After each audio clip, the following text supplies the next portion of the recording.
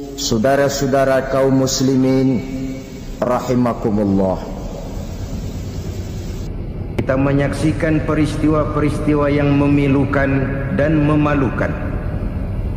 PHK terjadi di mana-mana, pengangguran meningkat, harga-harga membumbung tinggi, daya beli rakyat semakin lemah. Sementara di bidang politik, kejadian-kejadian memberikan indikasi bahwa persatuan dan kesatuan kita sebagai bangsa dewasa ini tengah berada dalam ujian yang berat. Pada jumpa kita kali ini, tanpa bermaksud untuk mencari kambing hitam dari bencana yang kita hadapi, saya ingin menyampaikan sebuah hadis yang diriwayatkan oleh Imam At-Tabarani dari Ibnu Abbas, bahwa Rasulullah sallallahu alaihi wasallam bersabda, khamsun bi khamsin, ada 5 perkara yang dapat menimbulkan 5 macam bencana. Mari kita renungi hadis ini satu demi satu sebagai bahan introspeksi buat kita semua dalam menghadapi bencana yang tengah berlaku sekarang ini. Yang pertama, ma naqasa qaumul ahda illa sullita alaihim aduwwuhum. Apabila suatu kaum sudah mengingkari janjinya, maka mereka pun akan dikuasai oleh musuh-musuh mereka. Sederhana saja nampak kalimat dalam hadis ini. Apabila orang sudah mengingkari janji, mereka akan dikuasai oleh musuh-musuh mereka sendiri. Dan musuh kita yang paling utama saat ini adalah kemiskinan dan kebodohan. Kenapa itu terjadi? Karena kita mengingkari janji kita sendiri. Di saat awal-awal berdirinya Orde Baru, kita pernah berjanji untuk melaksanakan Pancasila dan Undang-Undang Dasar 45 secara murni dan konsekuen. Kita berjanji bahwa kita akan menegakkan pemerintah yang bersih dan berwibawa. Itu semua pada permulaannya. Waktu demi waktu berjalan, kita lupa dengan janji yang kita ucapkan itu. Ketuhanan yang Maha Esa kita ucapkan, tapi kesetanan yang luar biasa yang kita lakukan. Kemanusiaan yang adil dan beradab yang kita dengungkan, tetapi kemanusiaan zalim dan biadab yang kita praktekkan. Sederhana saja saudara, hampir setiap pejabat pada posisi-posisi kunci, di awal-awal ia memangku jabatan itu, biasanya ia mengucapkan sumpah dengan lafaz demi Allah, bahwa dalam melaksanakan jabatan ini saya tidak akan menerima hadiah atau pemberian dalam bentuk apapun. Itu pada permulaannya. Lama-lama rupanya hadiah itu asik juga, mulai diterima. Lama-lama dirasa kurang, mulai menagih. Dan akhirnya terjadilah praktek yang disebut suap menyuap, semir menyemir, dan lain sebagainya.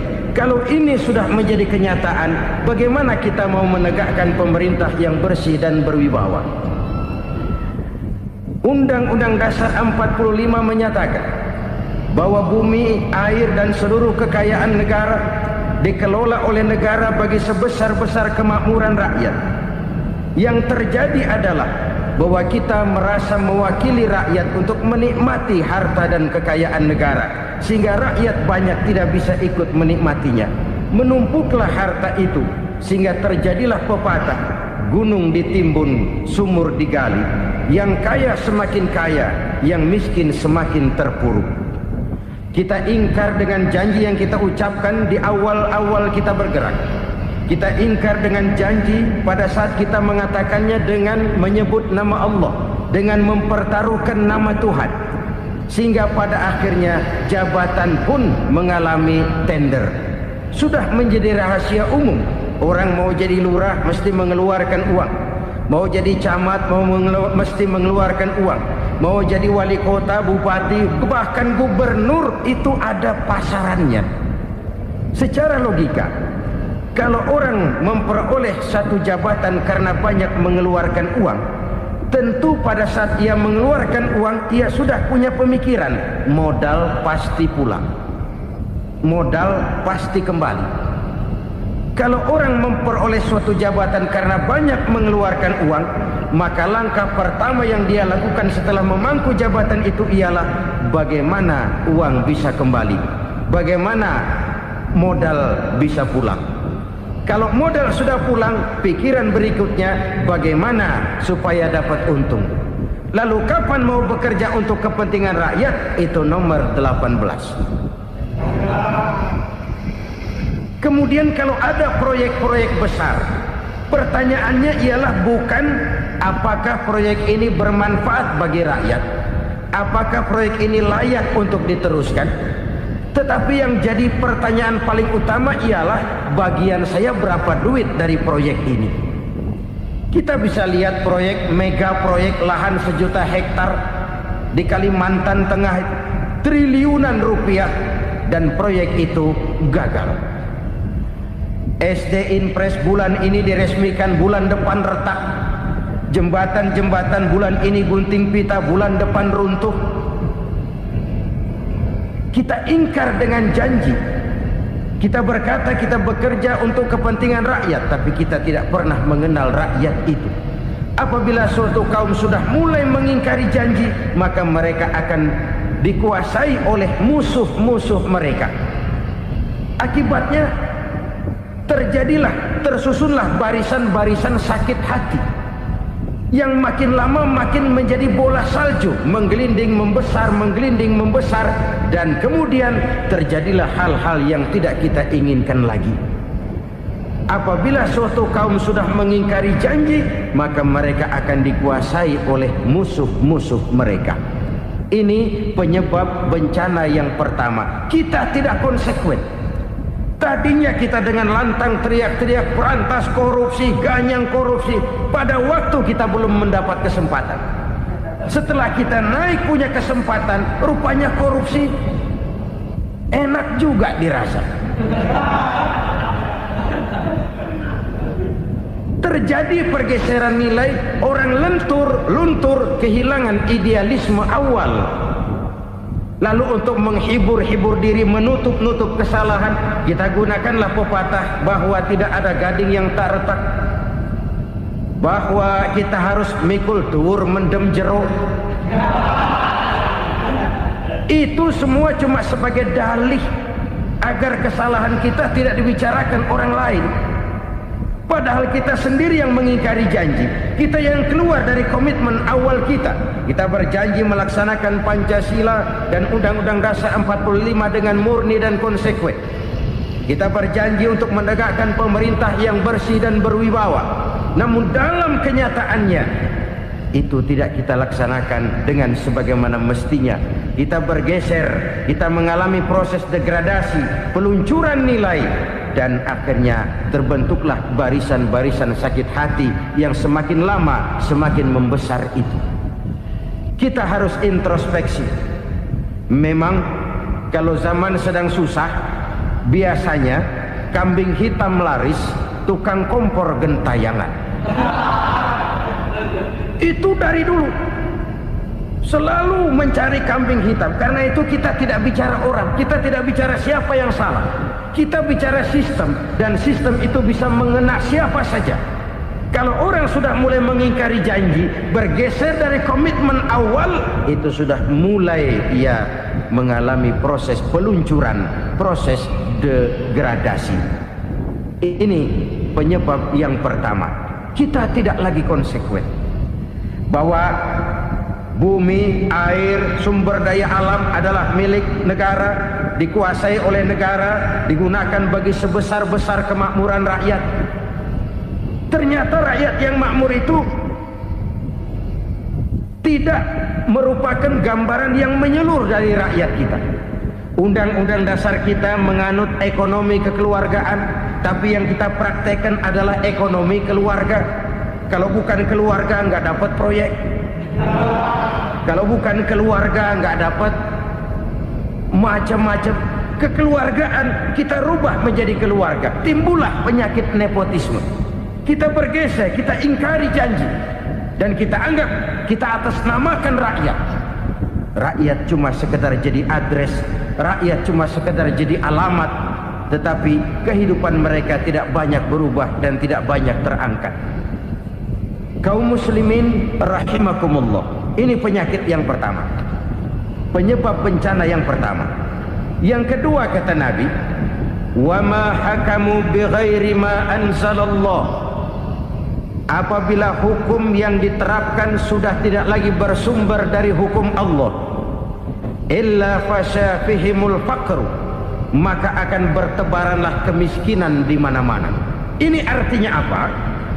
Apabila hukum tinggal sebuah stempel, apabila hukum sudah diatur menurut kepentingan, apabila hukum sudah tidak lagi ditegakkan secara adil, maka kemiskinan merambah di mana-mana.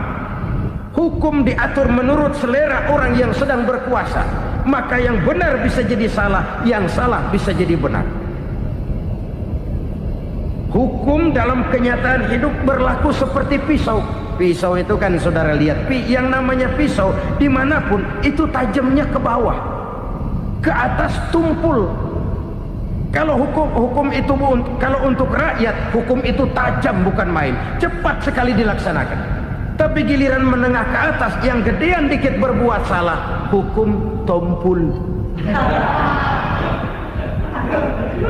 Hukum pura-pura tidak dengar, akibatnya terluka rasa keadilan rakyat.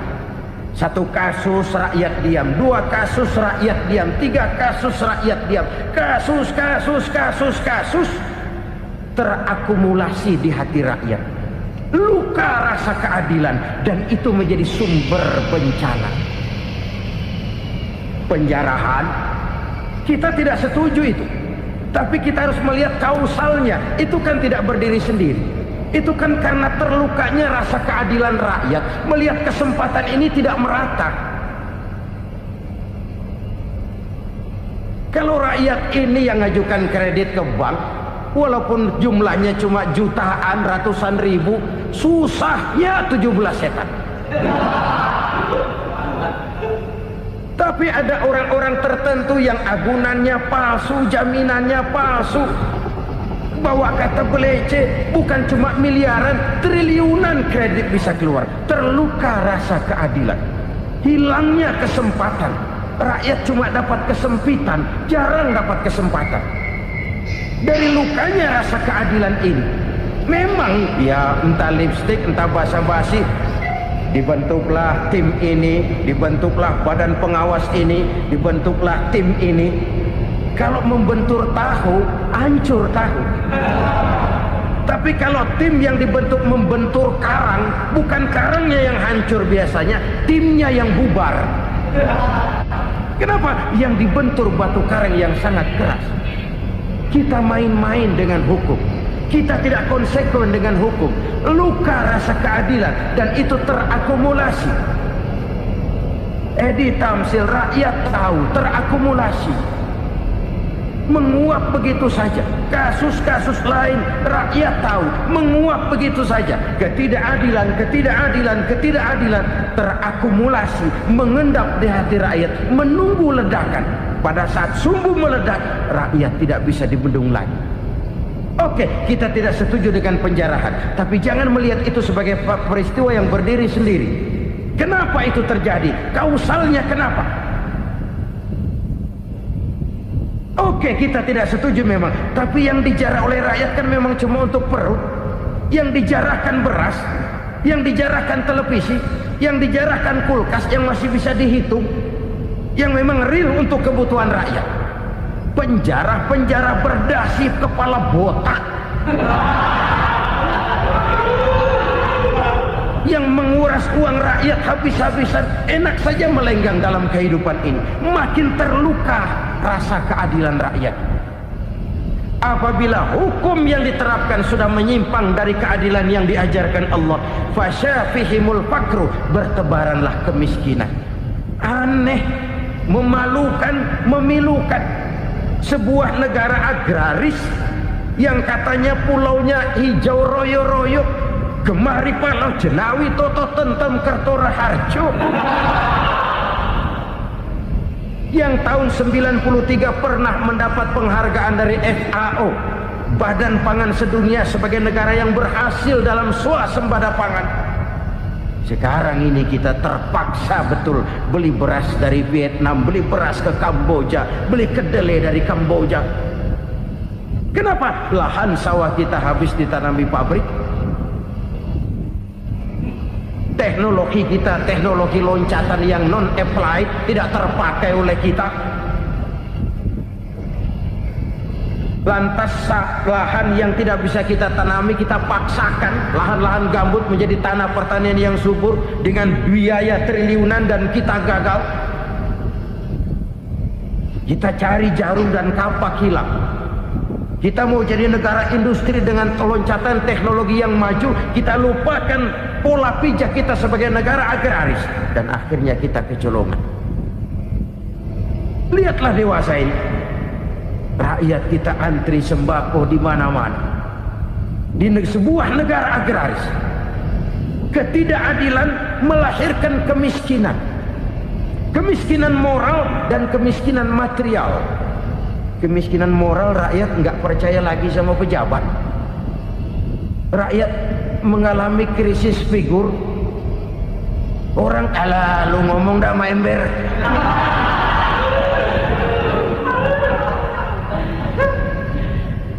Penataran yang menghabiskan biaya miliaran itu melahirkan pejabat-pejabat korup.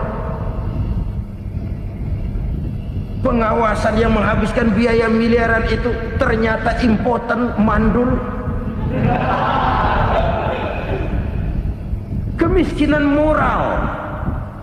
Jujur saya berkata, saudara-saudara, setelah pintu reformasi dibuka, itu yang masuk memang macam-macam. Ada yang memang punya tujuan murni, konsekuen dan punya konsep. Ada yang nunggu di tikungan, begitu mobil lewat nyamber pintu, berangkat ikut reformasi. Ada yang memanfaatkan momentum, mumpung, untuk nyampein unek-unek, ngerti nggak, pokoknya ngomong. Sehingga keadaan semakin rancu, kebingungan semakin menjadi-jadi, masalah yang paling urgent tidak terselesaikan. Sekarang ini orang berpikir mendingan jadi pala ular daripada jadi buntut macan. Buntut macan memang hebat macan, tapi kalau buntutnya cuma ugel-ugel di belakang buat apa? Mendingan jadi pala ular, kecil juga nyaplok. Artinya ya biar kecil juga kalau punya partai kan gagah. Lalu rame-rame bikin partai kayak bikin arisan. Orang makin mengalami dislokasi. Semua mau jadi pahlawan, semua mau nomor satu, semua ngomong. Iya kalau bidangnya, kalau bukan makin rancu. Marilah lewat kesempatan ini saya mengajak kita untuk tahu diri. Biarkan politisi ngomong politik, biarkan ekonom menata ekonomi, biarkan praktisi bicara soal hukum, biarkan rakyat munajat, istighfar, mohon pertolongan Allah. Tahu diri kita. Kalau memang ayam, kukuruyuk aja dah. Kalau memang kucing, ayo ngeong. Kalau kambing, silahkan ngembe. Udah tahu ayam, ngeong bunyinya. Suaranya palas, orang nggak ngerti, bingung, makin menjadi-jadi. Ibarat kesebelasan sepak bola bangsa kita sekarang ini, rame-rame mau bikin gol, kiper ikut nyerang sekarang. Memilukan dan bahkan memalukan. Wa ma hakamu bighairi ma anzalallah illa fasyafihimul fakru. Kalau hukum yang diterapkan sudah menyimpang dari keadilan yang diajarkan Allah, bertebaranlah kemiskinan di mana-mana. Coba sekarang ini, yang punya duit bingung, apalagi yang kagak punya duit. Yang pengusaha gede ngeluh, apalagi yang pengusaha pas-pasan. Yang kagak punya beras, yang punya beras saja masih bingung, apalagi yang nggak punya beras. Ini sudah demikian merata. Dulu kita kagum mendengar konglomerat kelas wadah, kelas-kelas yang seakan-akan cuma ada dalam khayalan mereka, punya kekayaan miliaran dolar, triliunan. Sudahlah, seolah-olah nggak terjangkau sama kita. Weh, ternyata yang gede-gede itu juga gede utangnya. Dan rontok satu demi satu. Ternyata rakyat selama ini cuma dialamatkan, cuma dijadikan adres. Rakyat yang tidak banyak ngerti persoalan ini harus menanggung hidup ini begini berat, harus menanggung beban hidup ini begini tinggi, daya beli semakin lemah, semakin terpuruk dan terpuruk, sedang keadaan belum juga banyak berubah. Yang hutang sama luar negeri itu kan bukan rakyat kecil, Ciano. Yang banyak nyimpen dolar juga kan Ciano.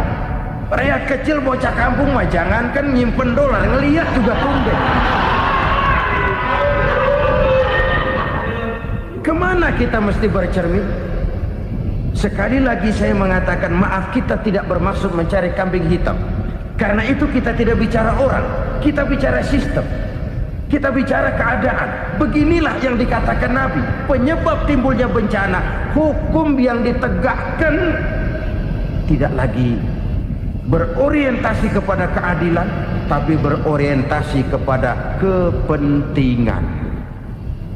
Akhirnya bentuk hukum seperti pisau, tajam ke bawah, tumpul ke atas. Hukum cuma buat rakyat kecil, tetapi kelompok menengah ke atas kadang-kadang kebal dari perlakuan hukum. Maka bertebaranlah kemiskinan. Iya, kemiskinan moral berupa lukanya rasa keadilan. Kalau rasa keadilan terluka, orang kan nunggu kesempatan, saudara. Iya, dia nggak bisa ngomong, iya dia nggak sanggup action, iya dia nggak bisa tunjuk rasa, tapi hatinya kan kapan ada kesempatan, kapan ada waktu, tunggu. Hatinya mesti begitu. Sehingga begitu ada kesempatan, terjadilah hal-hal yang tidak terhindarkan. Dan itu ekses, bukan reformasi. Jangan seperti sebuah dialog saya dengan seorang abang beca. Saya bertanya, bang, ya, abang tahu nggak reformasi? Tahu, Ustaz. Apa? Pembakaran. Terus penjarahan, lalu perkosaan. Itu reformasi. Itu yang saya lihat. Nah, itu yang dia lihat. Saya tentu tidak menyalahkan abang beca kita, karena memang itu yang dia lihat dan sejauh itu wawasannya. Tapi ini indikasi bahwa banyak rakyat kita yang belum bisa menggunakan kebebasan secara bertanggung jawab. Padahal kebebasan tanpa tanggung jawab tirani. Sebuah contoh gampang-gampangan. Saya beli radio, saya setel di kamar saya, lalu saya bilang, ini radio gue. Yang beli gue, pakai duit gue setel di kamar gue, sekeras-kerasnya, gak ada urusan sama orang lain. Itu kata saya. Tetapi tetangga saya sebelah rumah kan boleh juga ngomong begitu. Kata tetangga saya, ini mata gue, yang ngantuk gue tidur di kamar gue, kenapa suara radio lu nyampe kemari? Artinya apa ini? Kebebasan saya nyetel radio dibatasi oleh kebebasan tetangga saya yang mau tidur. Tidak ada kebebasan mutlak. Kebebasan mutlak tanpa tanggung jawab kembali akan melahirkan tirani, kembali akan melahirkan pemaksaan kehendak. Dan itu lagi-lagi bukan demokrasi. Saudara-saudara kaum muslimin rahimakumullah. Ini penyakit yang kedua, lukanya rasa keadilan, terutama di kalangan rakyat kecil. Itu mengendap menjadi akumulasi dan menunggu giliran kapan bisa dimuntahkan. Dengan kata lain, rakyatnya udah banyak banget makan yang perutnya jadi enak, nyelam. Kapan nunggu muntahnya? Udah begini banyak akumulasi yang mereka pendam di perut ini, sehingga ketika terjadi kesempatan itu sudah tidak terkendalikan lagi, kita out of control. Saya tidak mentolerir sikap-sikap kekerasan, bahkan saya lebih cenderung bahwa kalau di rumah kita banyak tikusnya, tikusnya saja racuni, jangan rumah dibakar. Bahwa ada korupsi, iya. Ada kolusi, memang. Ada nepotisme, tentu. Tetapi tikusnya saja racuni. Jangan rumah dibakar. Masa mau ngusir tikus bakar rumah? Tikusnya lari, tikusnya selamat, rumahnya ewes-ewes.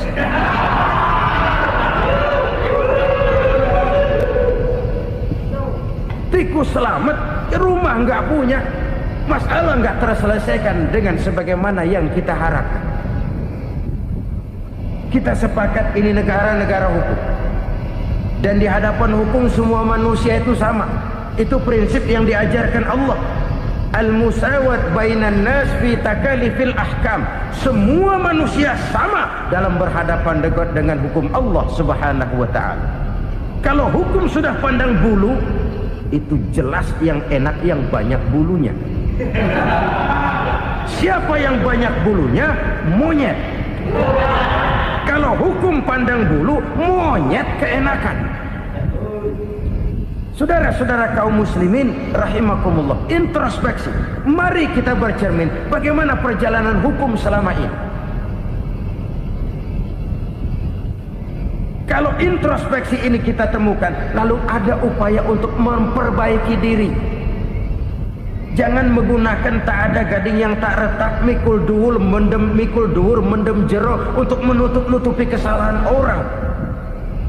Padahal kesalahan itu sedemikian besar. Padahal rakyat kita tiap hari antri sembako. Ada yang sehari sekali makan, ada yang makan sudah bercampur tiwul, ada yang nasi sudah dicampur pisang, balik jadi orok lagi. Macam-macam upaya rakyat untuk menangsal perut ini. Lalu rakyat ditenang-tenangkan, lebih baik puasa Senin Kemis sambil menghadapi krisis ekonomi. Kenapa rakyat yang disuruh puasa? Kenapa bukan pejabatnya yang puasa lebih dulu untuk kemakmuran rakyat? Kalau rakyat yang memang perutnya udah gepeng disuruh puasa, makin krempeng perutnya. Artinya pejabat harus punya sense of politik. Ya, tidak, puasa itu kan tidak cuma Senin Kemis saja. Puasa itu puasa perasaan, puasa menghargai perasaan yang sedang kondisi yang sedang dihadapi oleh rakyat. Bagaimana rakyat yang tengah antri sembako melihat pejabatnya lewat dengan mobil yang harganya sampai 1 miliar. Oh, inilah pemimpin saya. Luka lagi rasa keadilannya. Kita tidak tenggang rasa. Puasa dalam artian itu pun akan menolong menegakkan semangat kebersamaan, membentuk semangat kebersamaan. Saudara-saudara kaum muslimin rahimakumullah, penyebab bencana yang ketiga dikatakan oleh baginda Nabi, wala dhaharat fihimul fahishatu illa fasha fihimul maut. Apabila kekejian telah merajalela, maka maut bertebaran di mana-mana. Kita renungi butir kalimat dalam hadis ini. Apabila kekejian telah merajalela, maut bertebaran di mana-mana. Begitu murah arti sebuah kehidupan. Penjarahan untuk hal-hal yang kecil tapi sampai mengorbankan nyawa. Apabila kekejian sudah terjadi di mana-mana, maut pun bertebaran. Maut dalam arti berpisah ruh dengan jasad, tapi juga maut dalam arti orang bisa mati karirnya, orang bisa mati usahanya, orang bisa mati kesempatannya karena perbuatan-perbuatan keji yang selama ini tidak terbendung. Lahirlah teori mafia. Siapa yang kuat, dia yang berkuasa. Siapa yang lemah, dia menjadi mangsa. Proyek-proyek besar yang menang tender itu ya dari itu ke itu saja. Yang pengusaha-pengusaha tidak punya koneksi, tidak bisa bayar komisi, dapat proyek tetelan. Ada dagingnya, dikit tambahnya juga tetelan. Dagingnya sudah habis disantap oleh meja. Sekian puluh meja dilalui, sekian puluh amplop dikeluarkan.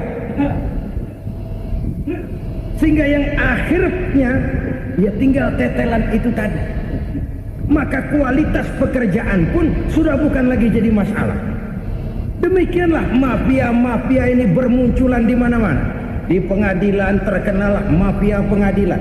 Hukum bisa dibeli, hukum bisa dipesan menurut kebutuhan sponsor. Mafia peradilan, mafia politik, mafia ekonomi, bahkan mafia agama yang menggunakan agama sebagai kedok, menggunakan agama sebagai dalih, menggunakan agama sebagai topeng untuk melancarkan maksud-maksud politiknya pun tidak tertutup kemungkinan. Apabila kekejian telah merajalela, maut bertebaran di mana-mana. Korupsi, kolusi, nepotisme itu bagian dari kekejian. Kita selama ini kalau mendengar maksiat, itu yang terbayang cuma judi, mabuk, zina. Ya itu maksiat. Tapi korupsi, kolusi, nepotisme itu juga maksiat dalam bentuk lain. Kalau ini sudah bertebaran, maka maut terjadi di mana-mana. Jangan bayangkan cuma mati orangnya, itu sih kewajiban. Yang menyakitkan itu orangnya masih hidup tapi dibikin mati, karirnya mati. Kenapa? Karena yang diperlukan bukan cuma orang pinter tapi orang taat. Biar pinter, kalau nggak taat minggir. Biar bodoh, kalau taat bisa nyenangin atasan, bisa nyemur. Kumaha juragan wae ayeuna nama. Itu yang kadang-kadang dapat penghargaan. Tidak ada prestasi kerja kecuali bikin senang orang di atas. Kita lihat di desa-desa jalan rusak. Kalau ada berita pejabat anak mau turun, jalan rata sekali. Sampai tanah dari mana aja dikeruk buat ngeratain tuh jalan. Pejabat pulang legok lagi jalanan. Katanya kita kerja buat rakyat, nyatanya kita cuma melayani atas. Kenapa? Terjadi lingkaran setan. Seperti kata lagu Dul Sumbang itu. Mahasiswa takut sama dosen, dosen takut sama dekan, dekan takut sama rektor, rektor takut sama menteri, menteri takut sama presiden, presiden takut sama mahasiswa. Lah muter balik lagi, lingkaran setan. Lingkaran setan. Saudara-saudara kaum muslimin rahimakumullah, kekejian yang merajalela, praktek-praktek mafia yang tertuang dalam kehidupan sehari-hari menyebabkan orang mati karirnya, jasad masih hidup, karir mati, itu menyakitkan. Mati bisnisnya. Rakyat kecil pernah senang ketika cengkeh booming, harganya bagus, rakyat banyak yang pergi haji. Lalu mau ditata, lahir tata niaga cengkeh, malah amburadul. Harga cengkeh jatuh, petani cengkeh kecil menjerit. Siapa yang untung? Segelintir orang. Masihkah kita pakai atas nama rakyat untuk kepentingan nasional, padahal yang nyanyi cuma segelintir orang? Masihkah kita mau bohongi rakyat ini dengan mobil nasional tapi bikinan Korea? Masihkah kita mau bermain verbalisme, bermain kata? Ini sebuah masa lalu yang tidak perlu terulang lagi untuk masa-masa yang akan datang. Kekejian merajalela, orang mati karir, bisa mati usaha, mati bisnis. Usahanya maju, dirangkul, hancur. Usahanya maju, dipukul, hancur, tenggelam. Bahkan yang memilukan dan memalukan badan-badan usaha milik negara itu dikebiri sedemikian rupa sehingga tidak menghasilkan hal-hal yang bermanfaat buat negara. Saudara-saudara kaum muslimin rahimakumullah, kalau nafsu yang sudah mengatur itu semua, maka kekejian pun merajalela. Orang sudah pakai teori mafia, yang kuat dia yang menang, yang kuat dia yang berkuasa, yang lemah silakan minggir di sudut-sudut kehidupan. Kalau kekejian seperti ini merajalela, maut bertebaran di mana-mana. Banyak orang mati karirnya, banyak orang mati usahanya, banyak orang mati imajinasinya. Sekarang ini dalam dunia seni yang banyak karyawan seni, bukan seniman. Seniman itu kan dilahirkan, lain seniman, lain karyawan seni. Sekarang yang banyak karyawan seni, bukan seniman. Mati karier, mati imajinasi, mati improvisasi. Sehingga kehidupan persis sinetron. Sinetron itu yang kita lihat rumah mewah, yang kita lihat rumah bagus. Gak pernah kita lihat di sinetron kita ini rakyat antri sembako. Kita dijejali hal-hal yang indah, yang wah, yang membuat kita tenggelam dalam gaya hidup instan, tenggelam dalam gaya hidup wah. Kita lupa dengan realitas keseharian di tengah-tengah masyarakat kita. Lahirlah kelompok-kelompok selebritis, dibesarkan oleh berbagai media. Selebritis pilek aja masuk koran, pilek.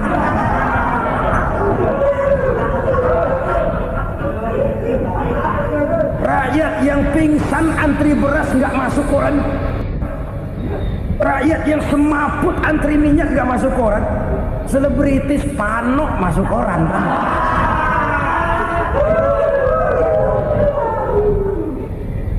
Kita besarkan hal-hal kecil, kita kecilkan hal-hal besar. Kenapa? Kita mengejar oplah, kita profit oriented, tidak lagi berorientasi kepada realitas hidup yang kita hadapi ini. Kalau kekejian sudah merajalela kata Nabi, maka maut bertebaran di mana-mana. Maut dalam artian maut, coba lihat sekarang begitu murah nyawa. Karena 1000 perak orang mau nusuk bunuh. Karena beras seliter orang khilaf, begitu murah kehidupan. Tapi kekejian dalam bentuk korupsi, kolusi, nepotisme, kekejian dalam bentuk itu mematikan karier, mematikan bisnis, mematikan imajinasi, mematikan kreativitas. Itu juga maut dalam bentuk lain akibat kekejaman lain. Ini penyebab yang ketiga. Yang keempat, penyebab bencana menurut baginda Rasul, wala tukhfiful mikyala illa muni'un nabat. Apabila timbangan sudah dicurangi, maka tercegahlah tumbuh-tumbuhan. Apabila timbangan sudah mulai curang, maka terjadilah musim paceklik. Apabila bisnis sudah bergaya mafia tadi itu, kecurangan-kecurangan terjadi, tender di balik pintu, yang dimenangkan cuma kelompok-kelompok yang bisa memberikan presentasi yang besar, muni'un nabat, terjadilah paceklik. Paceklik, panen gagal, wereng, ya wereng. Kemarau panjang, it's okay. Air sulit, iya. Tetapi kan semua itu ada yang ngatur. Kemarau ada yang ngatur, belalang itu ada yang ngatur, air itu juga ada yang ngatur. Yang ngatur itu yang serba maha. Kalau ia murka melihat kecurangan timbangan, Allah itu kalau murka kan gampang saja, tinggal komandoin balang, lang, hancurin tuh sawah. Konvoy belalang, konvoy. Allah tinggal ngutik angin El Nino. Mampir lo ke Indonesia, hujan nggak turun-turun, kemarau panjang. Jadi kalau musim kemarau kan namanya anginnya El Nino. Kalau musim hujan anginnya namanya La Nina. Cakep namanya, kejem orangnya. Saudara lihat Cina sekarang sedang kena La Nina, banjir besar, ribuan orang meninggal. Dia mah ribuan mati kagak berasa, rakyatnya miliaran. Bangladesh lagi ngalami La Nina, India lagi ngalami La Nina. Angin, hujan, kemarau, belalang itu kan ada yang ngendaliin. Kuncinya bukan di belalangnya, kuncinya bukan di peredaran matahari berputar, kuncinya di atas yang mengatur semua itu. Kalau timbangan sudah mulai curang, pengusaha sudah nggak mau jujur, apa enggak bikin perut jadi mual. Begitu rakyat antri sembako pingsan nggak dapat beras, sementara beras ditumpuk-tumpuk sampai membusuk. Kemana hati nuraninya? Kemana akal pikirannya? Kemana mereka yang berbuat atas nama rakyat tapi melihat rakyat susah tidak tergerak hatinya? Apabila timbangan sudah mulai dicurangi, bisnis sudah mulai melenceng, maka terjadilah paceklik. Sebuah negara yang berhasil dalam swasembada pangan, lalu sekarang menjadi negara yang rakyatnya antri untuk memperoleh kebutuhan pangan. Saudara-saudara kaum muslimin rahimakumullah, ini intinya adalah kecurangan. Kalau kecurangan sudah terjadi di mana-mana, dan ini milik siapa saja, bukan soal tempat, bukan soal jabatan, soal manusianya, SDM-nya. Kecurangan tidak cuma terjadi di kantor, di masjid bisa terjadi kecurangan. Korupsi tidak hanya bisa terjadi di kantor, di madrasah bisa ada korupsi. Faktor manusianya, ini soal SDM. Kecurangan yang besar tentu besar lagi kerugiannya.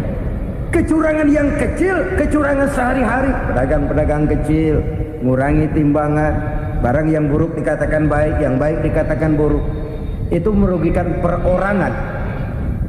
Kecurangan yang besar merugikan bangsa dalam bentuk total, dalam bentuk seutuhnya. Nah, kecurangan-kecurangan seperti ini rakyat kan lihat, rakyat kan tahu, dan itu kembali terakumulasi di sini, pegel. Dan jangan lupa, rakyat yang nggak ngomong itu, rakyat yang nggak bersuara itu, batinnya menjerit, jeritannya menggoncang aras, dan itu didengar Allah. Yadullah fauqal jamaah, kata Nabi, tangan Tuhan di atas orang banyak. Jeritan hati rakyat menggoncang aras. Rakyat yang terlalu banyak dizolim, rakyat yang terlalu banyak dirugikan, ya rakyat yang terlalu banyak di atas namakan, menjerit batinnya, menggoncang aras, dan Allah bisa menggerakkan apa saja untuk membuat satu situasi. Allah bisa menggerakkan apa saja untuk membuat satu situasi. Saudara-saudara kaum muslimin rahimakumullah, ini faktor yang ketiga, timbulnya kecurangan. Faktor yang keempat maksud saya. Yang kelima, penyebab timbulnya bencana menurut baginda Nabi, wala muni'uz zakat wala muni'uz zakat illa hubbisa anhumul qatru. Apabila zakat enggan dibayar, maka tercegahlah qatrun. Qatrun ini kalau bahasa kita sembako. Maka tercegahlah kebutuhan-kebutuhan yang kita perlukan. Ini, kita tidak meragukan bahwa yang kita tuju adalah masyarakat yang adil dalam kemakmuran dan makmur dalam keadilan. Nah, antara kemakmuran dan keadilan ini memang sering tidak bisa berjalan seiring. Pada saat kemakmuran kita kejar, ekonomi kita pacu, ada nilai-nilai keadilan yang tertinggal. pada saat nilai keadilan kita tegakkan benar-benar, ada unsur-unsur kemakmuran yang terabaikan. Oke, kita bisa mengatakan kasus. Oke, kita bisa mengatakan itu sebagian kecil. Tapi kalau sebagian kecil, lama-lama kan jadi sebagian besar. Oke, kita mengejar kemakmuran. Pertanyaannya, kemakmuran untuk siapa? Oke, kita berikan kelompok tertentu kue yang besar dengan harapan nanti dia bagiin kuenya kepada yang kecil-kecil. Tapi kenyataan, mereka yang dapat kue besar akhirnya malah lupa diri dan lupa daratan. Mau makin besar, malah memeras yang kecil-kecil ini. Sekarang kan yang kecil modali yang besar. Ramai-ramai buka bank, ternyata kamuflase. Uang banknya untuk kredit perusahaannya sendiri. Nasabahnya rakyat kecil. Artinya apa? Rakyat kecil disuruh modalin orang yang udah gede. Ini karena sambar geledek urusan.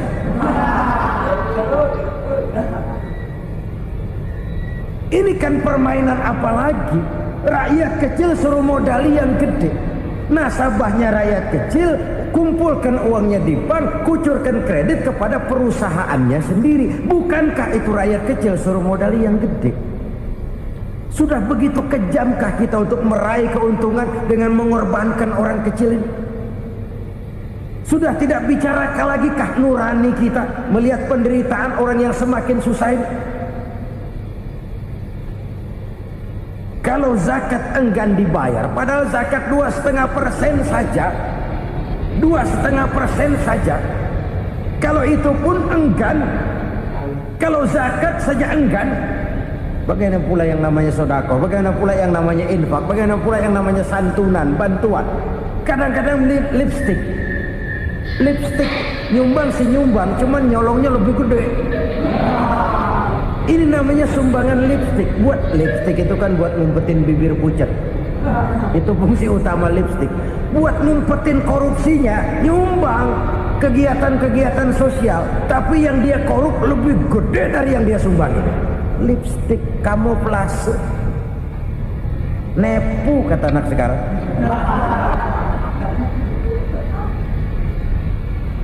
Saudara-saudara kaum muslimin rahimakumullah, demikian berat kewajiban zakat ini sampai di zaman Sayyidina Abu Bakar pernah keluar komando perangi orang yang enggan membayar zakat. Perangi, karena fungsi zakat adalah menjembatani antara si kaya dengan si miskin.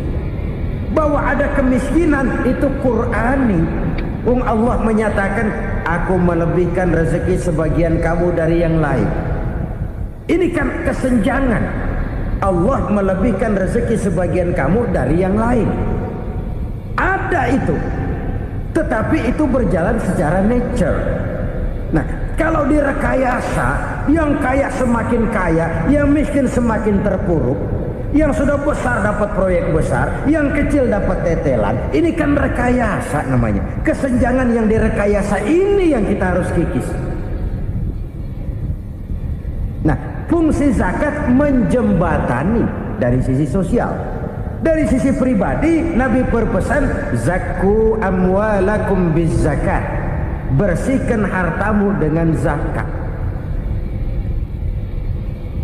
Sekarang ada istilah nyuci uang hasil korupsi itu bisa dicuci, dijadikan uang bersih. Bukan pakai rinso, bukan.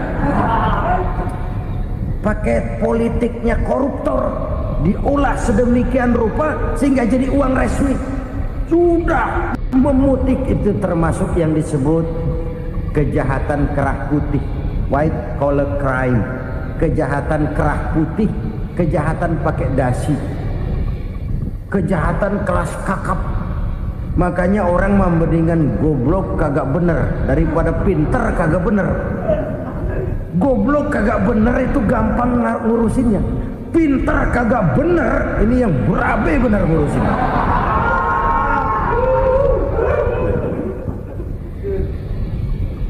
Kita bukan cuma perlu orang pinter kok di zaman sekarang. Kita perlu orang-orang bener yang punya komitmen, yang sesuai kata dan perbuatan, yang bisa merasakan apa yang dirasakan oleh rakyat, yang punya sense of politik yang tinggi, yang peka, yang penuh keterbukaan, yang punya wawasan dan pandangan jauh ke depan. Dari sisi pribadi, zakat itu membersihkan harta kita. Ya, dia tercampur dengan yang subuhat, dia bahkan mungkin tercampur dengan sedikit-sedikit yang haram. Itu zakku amwalakum biz zakat. Bersihkan hartamu dengan zakat itu. Pada sisi sosial ia menjembatani, pada sisi pribadi ia membersihkan harta kita. Karena itu kalau kita minta berdoa minta rezeki, syarat rezeki itu halalan thayyiban wasi'an. Nggak pernah kurang dari 3 itu. Halal, bagus, banyak. Halal, bagus, tapi sedikit, susah ngaturnya. Halal, banyak, tapi kurang bagus. Buat apaan? Bagus, banyak, tapi haram. Enggak ada artinya. Sebab kata Imamul Ghazali, kalau kau terlalu suka memakan makanan yang haram, dikunyah masuk ke dalam perut besar, digiling oleh perut besar, menghasilkan energi, menggerakkan sel-sel pembuluh saraf, kau juga akan cenderung berpikir yang haram. Kalau sudah cenderung berpikir yang haram, perbuatan pun akan mengarah kepada perbuatan-perbuatan yang haram. Dulu waktu kelompok Jimbaran 200 konglomerat Indonesia kumpul dihimbau supaya sekian persen kasih pengusaha-pengusaha lemah. Itu kan cuma sekedar belas kasihan, tidak banyak menolong keadaan. Dan bukan itu yang diperlukan pengusaha-pengusaha kecil. Yang diperlukan adalah berikan kami kesempatan seperti mereka dapat kesempatan. Berikan kami peluang seperti mereka juga dikasih peluang. Kalau cuma dikasih 100 juta, 200 juta hari ini, usaha kami nggak ada prospeknya, peluang kagak ada, kan sama juga bohong.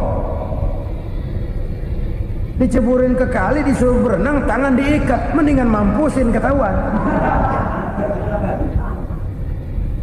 Ayo berenang, berlomba, tangan diikat, kaki diikat. Sama saja nyuruh mati. Jadi jangan kasih ikannya, kasih kailnya. Yang diperlukan pengusaha kecil menengah ke bawah itu bukan cuma sekedar belas kasih dari konglomerat-konglomerat besar. Berikan kami peluang seperti mereka juga dapat peluang. Berikan kami kesempatan seperti mereka dapat kesempatan. Berikan kami kredit dengan kemudahan seperti mereka juga kalau minta kredit begitu mudahnya.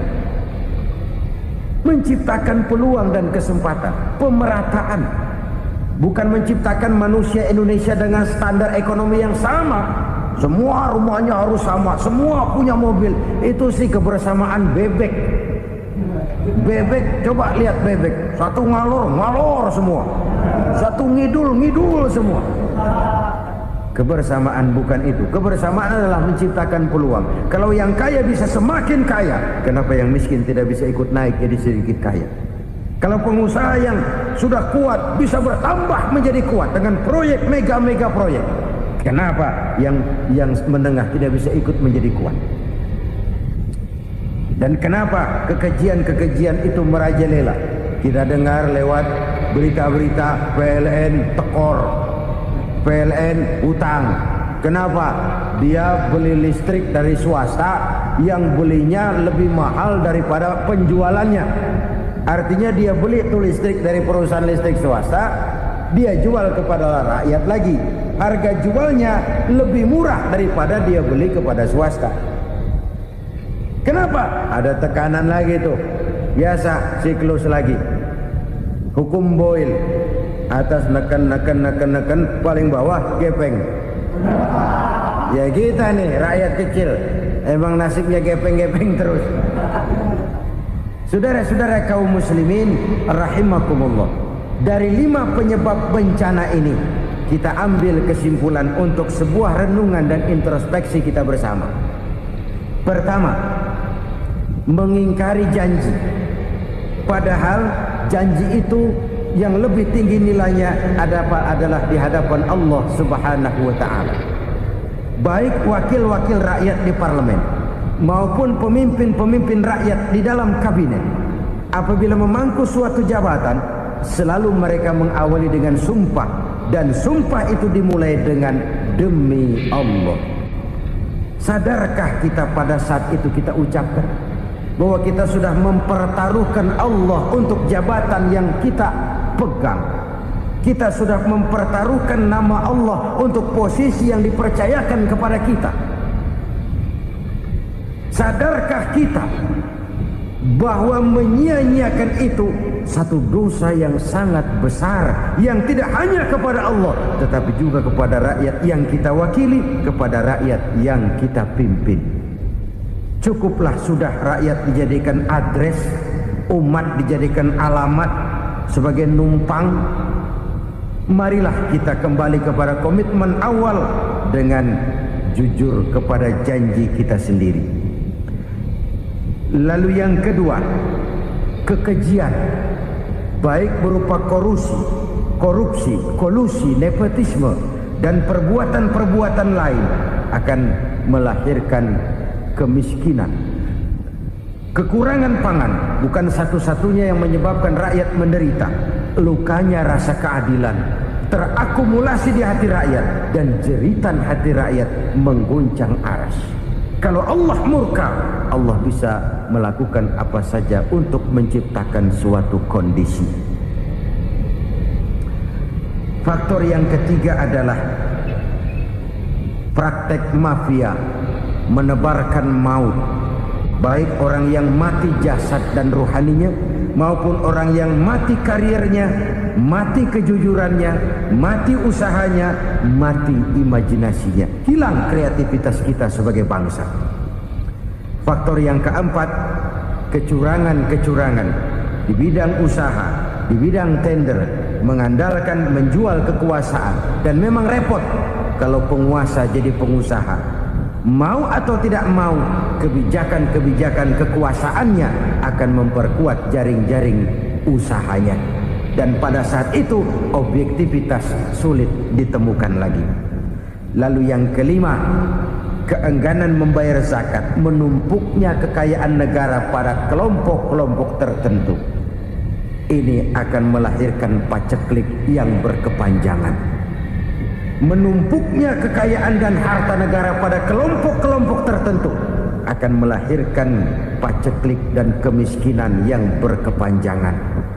Marilah kita sadar, marilah kita merenung bahwa keengganan kita membayar zakat, menciptakan pemerataan, pada akhirnya akan menjadi musibah buat kita semua. Saudara-saudara kaum muslimin rahimakumullah, sekian dulu jumpa kita kali ini. Mudah-mudahan yang saya sampaikan dari hadis riwayat Imam Tabrani ini menjadi bahan introspeksi buat kita semua. Tidak akan seorang muslim jatuh dua kali di tempat yang sama.